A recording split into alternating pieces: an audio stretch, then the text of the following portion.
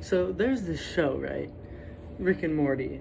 And basically the gist of it is this scientist guy is like some interdimensional genius, and he goes on these ridiculous adventures with his grandson, Morty. And it's very popular, and there's a lot of people who like it.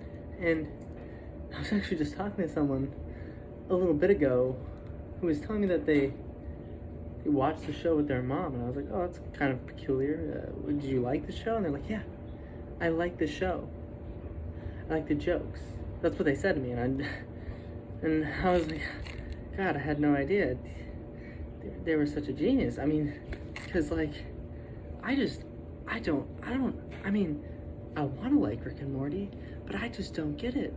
I mean, the jokes, they just go right over my head. It's like I just can't understand it. I'm not smart enough, and I'm not smart enough to understand Rick and Morty. It's like I'm watching this show and they make these jokes, and I'm like, what's the joke? I don't get it. It's just going right over my head. I don't even notice the joke, really. I don't even notice that they're trying to make a joke. I have no idea that's what they're doing. Like, take this one episode for example.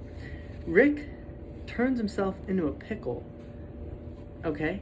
And Morty, he comes into the garage and he finds this pickle and he flips it over, and Rick's face is on it, and he says, I'm Pickle Rick.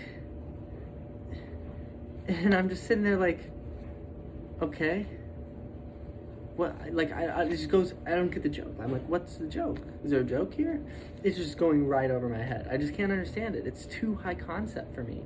I just don't have the IQ high enough to understand Rick and Morty.